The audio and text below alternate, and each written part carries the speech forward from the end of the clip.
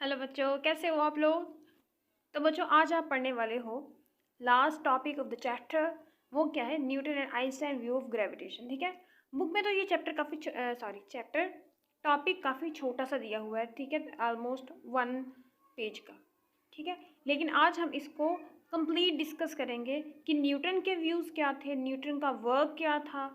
ठीक है, और आइंस्टाइन ने आके इसमें क्या मॉडिफिकेशन की। ठीक है, यानी न्यूटन का जो लॉ था उसमें कैसी गलतियां थी, कैसी कमियां थी, जिसको आके कॉम्पनसेट किया आइंस्टाइन ने। तो बच्चों, न्यूटन के व्यूज़ क्या थे, सबसे पहले तो हम ये देखते हैं। ठीक है, तो आपने वो सेबों वाली कहानी तो पढ़ी होगी। क्या था कि सेबों वाली कहानी में कि न्यूटन बैठा था, उसके सर पे सेब गिरा और उसने लॉ बना दिया। तो ये जो आपको थ्योरी बताई जाती है ना, ऑफ कोर्स ये गलत है। ये जो लॉ ऑफ ग्रेविटेशन है, इसके पीछे 200-300 साल की मेहनत है। ठीक है, डिफरेंट लोगों ने इस पे काम किया और इसकी जो फाइनल फॉर्म थी, ऑफ कोर्स वो न्यूटन ने दी। अब न्यूटन क्या थे? न्यूटन सेब गिरने से पहले ही ये समझ रहे थे कि, यानी सोचने में मशरूफ थे कि जो हम सारे प्लैनेट्स हैं वो अर्थ के इर्द गिर्द रिवॉल्व क्यों करते हैं। कौन सी ऐसी चीज़ है जो उसको अर्थ के इर्द गिर्द रिवॉल्व करती है। इसको समझने से पहले ना हम ये एक एग्जांपल लेते हैं। ठीक है, सर्कुलर मोशन में आप ये एग्जांपल बार बार ले चुके हो, एक दफ़ा दोबारा ले लो। अब देखो, समझो ये आपका हैंड है और आपने यहाँ पर एक स्ट्रिंग है, स्ट्रिंग के साथ ये स्टोन बांधा हुआ है और आप इसको घुमा रहे हो तो ये इस सर्कल में ऐसा रोटेट करेगा। राइट, ऐसे रोटेट करेगा ना। तो यहाँ पर इसको जो सेंटर की तरफ फोर्स लग रही है, जो दायरे में घुमा रही है, वो कौन सी है? Tension in the string. बार बार आप पढ़ चुके हो, टेंशन इसको घुमा रही है। ठीक है, और फोर्स डाउनवर्ड डायरेक्शन में लग रही है। एक इसकी वेलोसिटी है टेंजेंशियल वेलोसिटी, यानी टेंजेंट के अलोंग। ठीक है, एक है इसकी एंगुलर वेलोसिटी इस सर्कल के अलोंग। अब क्या हो अगर ये स्ट्रिंग जो है वो दरमियान से टूट जाए, तो ये जो आपका स्टोन होगा वो इस डायरेक्शन में फॉल कर जाएगा। तो न्यूटन ने कहा कि अगर ये जो है दायरे में घुमा रही है यहाँ पे टेंशन, तो ऑफ कोर्स सूरज की भी कोई ऐसी फोर्स होनी चाहिए जो अर्थ पर या दूसरे प्लैनेट्स पर लग रही है, जो वो सन के इर्द गिर्द रिवॉल्व कर रहे हैं। तो जब उनके सर पर सेब गिरा तो फिर उन्होंने ये सोचा कि कोई ना कोई ऐसी फोर्स है, क्या है, जो सेब को ज़मीन की तरफ खींचती है। हर चीज़ जो ऊपर की तरफ जाती है वो डाउनवर्ड डायरेक्शन में अर्थ की तरफ आती है, और सेम टू सेम वही फोर्स जो है वो सन लगाता है प्लैनेट्स पे, और प्लैनेट्स जो हैं वो इसके इर्द गिर्द ऐसे रिवॉल्व कर रहे हैं। यहाँ से जो न्यूटन की जो लॉ ऑफ ग्रेविटेशन था ना वो निकला। अब न्यूटन ने क्या कहा था? न्यूटन ने कहा था कि यूनिवर्स में जितने ही मैस हैं, जितने ही मैसेज हैं, सिर्फ ज़मीन और आप नहीं हो, सूरज और प्लैनेट्स, इवन कि आपके पास रखी हुई चेयर्स, आप दोनों ही एक दूसरे पर फोर्स ऑफ अट्रैक्शन लगा रहे होते हो, एक दूसरे को अपनी तरफ खींच रहे होते हो। अब आप कहोगे कि हैं, हम मेज़ जो होता है उसको भी अपनी तरफ खींच रहे होते हैं, तो फिर वो मेज़ हमारी तरफ आ क्यों नहीं जाता? जैसे मूवीज़ में होता है, होना चाहिए हम ऐसे करें और कोई चीज़ उठ के ऐसे हमारे पास आ जाए, हमें उठना ही ना पड़े। वो बेटा इसलिए होता है कि जो न्यूटन सर ने हमें दिया था फार्मूला, वो क्या था फोर्स ऑफ ग्रेविटेशन का? वो था G m1 m2/d²। ठीक है, यानी दो मैसेज के सेंटर्स के दरमियान में डिस्टेंस था। अब इसकी फोर्स इतनी कम होने की वजह क्या है? उसका जो सेहरा जाता है वो इस जी के सर पे जाता है। क्यों? इसकी वैल्यू बहुत कम होती है, 6.673 मल्टीप्लाई बाय 10⁻⁻11। ठीक है, इतनी कम वैल्यू होती है। तो जब आप कम वैल्यू के साथ इसको मल्टीप्लाई कराते हो तो रिजल्टेंट फोर्स इतनी कम आती है कि आपको फील ही नहीं होती, निग्लिजिबल होती है। सही है, लेकिन जब आप मास ऑफ अर्थ की बात करते हो, देखो यहाँ पर समझो आपका मास 60 kg है। ओके, हो सकता है आप स्मार्ट हो, 40 kg हो, लेकिन खैर मैं अपना बता देती हूँ। तो ये आपका जो टेबल है समझो 20 kg का है। तो कितनी, यानी इसके साथ छोटे के साथ आप, यानी इतनी छोटी क्वांटिटी के साथ आप मल्टीप्लाई कराओगे तो वो बहुत छोटी हो जाएगी। लेकिन जब आप मास ऑफ अर्थ की बात करते हो तो वो आपके मुकाबले में बहुत बड़ा होता है। तो आपके और अर्थ के दरमियान का जो मास है उनका प्रोडक्ट काफ़ी बड़ा आता है। यानी कि अगर आप उसको ग्रेविटेशन कांस्टेंट से मल्टीप्लाई भी कराते हो फिर भी आंसर इतना बड़ा आ जाता है कि अर्थ जो है वो काफ़ी फोर्स से आपको अपनी तरफ अट्रैक्ट करती है। ठीक है, ये न्यूटन का जो लॉ है वो आप ग्रेविटेशन वाले चैप्टर में पढ़ चुके हो, शायद 9th में भी आपने ये पढ़ा था, ठीक है। तो आप इससे डिटेल में वाकिफ़ होगे। अब नई चीज़ इसमें क्या है? नई चीज़ इसमें ये है कि न्यूटन ने कहा कि ये जो मैसेज एक दूसरे को अट्रैक्ट करते हैं ना, कुदरती तौर पर करते हैं, यानी इसकी कोई लॉजिक उन्होंने आपको नहीं दी कि ऐसा क्यों है कि वो एक दूसरे को अट्रैक्ट करते हैं। यानी आपको उसने ला तो दे दिया न्यूटन ने, लेकिन आपको ये नहीं बताया कि ग्रेविटेशन फील्ड जो है, ग्रेविटेशन फोर्स जो है वो एक्ट क्यों करती है। तो इंट्रिंसिक का वर्ड यहाँ पे आपकी बुक में यूज़ हुआ है, उसका मतलब यही होता है कि कुदरती तौर पर बस है तो है, ठीक है, इसकी कोई लॉजिक नहीं है। तो उन्होंने क्या कहा था कि आपको ग्रेविटेशन फोर्स की रीज़न नहीं बताई, रीज़न ऑफ ग्रेविटेशन फोर्स।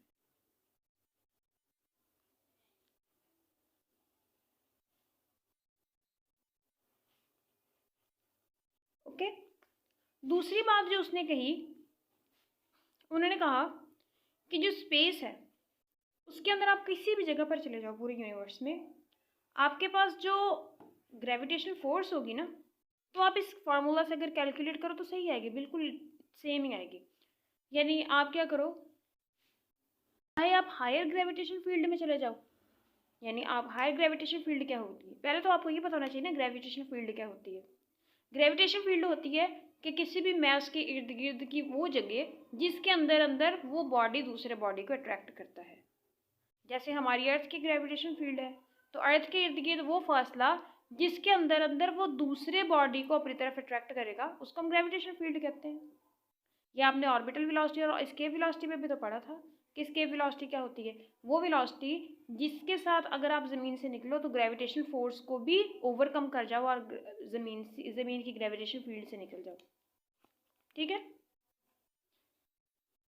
तो बात हम कर रहे थे कि इसने कहा था, इसने, चलो इज्जत से नाम ले लेती हूँ, इन्होंने कहा था कि जो फोर्स ऑफ ग्रेविटेशन है वो हर जगह पर यहीं से सेम ही आएगी, ठीक है। यानी ग्रेविटेशन फील्ड का आपकी फोर्स पे कोई असर नहीं है, स्ट्रॉन्ग ग्रेविटेशन फील्ड में भी वैसे ही, और वीक ग्रेविटेशन फील्ड जो है वहाँ पर भी ला एक्ट कर जाता है।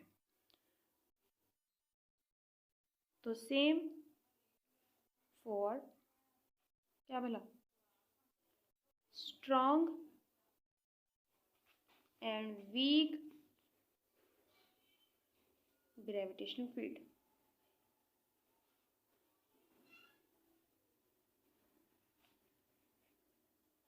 ओके, तो ये इन्होंने कहा था कि सेम ही होती है। तीसरे नंबर पर इन्होंने कहा कि स्पेस जो होती है ना बिल्कुल कांस्टेंट होती है, यानी उसमें कोई भी तब्दीली नहीं होती, बिल्कुल फ्लैट होती है, जैसे टेबल की सरफेस है, इसके ऊपर मैं कितने मैस रखती रहूँ तो ये स्पेस जो है, यानी ये टेबल जो है, इसकी सरफेस में कोई गड़ा नहीं पड़ेगा। तो उन्होंने भी यही कहा था कि जो स्पेस है ना वो बिल्कुल क्या है, फ्लैट है, यानी उसके ऊपर कोई मैस आ जाए तो उससे कोई फर्क नहीं पड़ता, space is flat. Flat, okay. अब ये दूसरी बात आ गई। अब उन्होंने कहा कि स्पेस अलग चीज़ है, टाइम अलग चीज़ है, यानी स्पेस का टाइम से कोई लेना देना नहीं है, space is separate from time, यानी स्पेस और टाइम का आपस में कोई लिंक नहीं है कि अगर आप स्पेस में कोई चेंज करते हो तो टाइम में कोई तब्दीली नहीं आने वाली। ये सारी चीज़ें उन्होंने कहा। और इसके बाद उन्होंने इन्वर्स स्केयर ला, इन्वर्स स्केयर ला के जो फोर्स है वो इन्वर्सली प्रोपोर्शनल है square of distance between them, between message के, तो इसको हम कहते हैं इन्वर्स स्केयर ला। इन्होंने इसको करवाया, डिस्कवर किया, ठीक है। और इन्होंने कहा कि ये हर जगह पर ही लगता है, यानी किसी भी पॉइंट पर आप चले जाओ जगह पर, किसी भी जगह पर, तो वहाँ पर ये वैलिड होगा, ठीक है।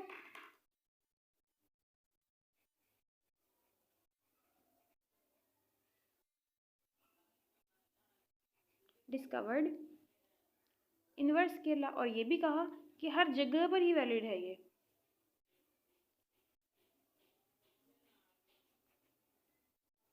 ओके, तो ये सारी चीज़ें जो थी वो न्यूटन ने अपने बारे में बोली थी कि ग्रेविटेशनल फील्ड फोर्स की रीज़न आपको नहीं बताई। उन्होंने कहा कि हर जगह पर सेम ही है, स्ट्रॉन्ग में भी सेम है, वीक ग्रेविटेशन फील्ड में भी सेम है, स्पेस जो है वो फ्लैट है, स्पेस का टाइम से कोई लेना देना नहीं है, और इनवर्स स्केयर लॉ को उन्होंने डिस्कवर कराया। अब ये सारी चीज़ें उन्होंने बताई। अब आइंस्टाइन आए तो उन्होंने कहा कि ग्रेविटेशन फील्ड जो है, फोर्स है ना, वो कोई फोर्स नहीं है। सबसे पहली बात तो उन्होंने ये कही कि वो फोर्स नहीं है, वो कुछ और है। ठीक है, उसके लिए उन्होंने काफ़ी सारे एक्सपेरिमेंट किए, माइंड एक्सपेरिमेंट किए बेसिकली, और फिर उन्होंने अपनी थ्योरी जो थी इसमें कुछ चेंजेस भी की।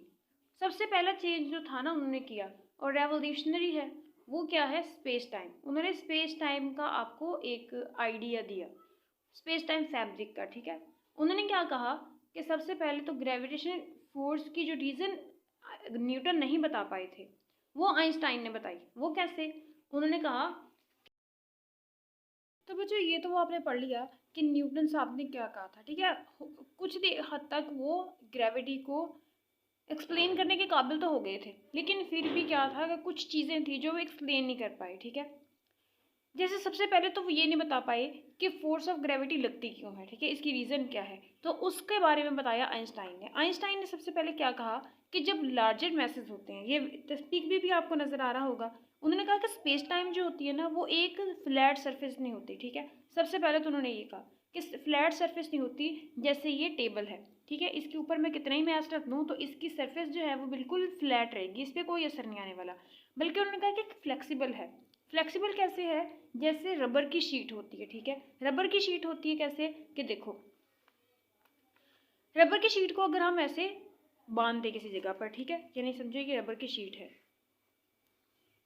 तो जब मैं यहाँ पर एक मैस रखूँगी ना तो क्या होगा कि रबर की शीट की नीचे की तरफ धंस जाएगी। ठीक है, और यहाँ पर मैं जितने भी छोटे छोटे मैसेज रखूँगी, यहाँ पर मैं जितने भी छोटे छोटे मैसेज रखूँगी, वो जिस तरफ को गड़ा पड़ा होगा ना उस तरफ को ऐसे मूव कर जाएंगे खुद ब खुद।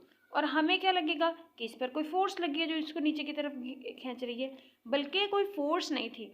बल्कि क्या हुआ कि इन्होंने, जब हमने मैस रखा तो जो समझो फैब्रिक था उसके अंदर गड़ा पड़ गया। ठीक है, वो नीचे की तरफ धंस गया और हर चीज़ जो है वो नीचे की तरफ आती गई।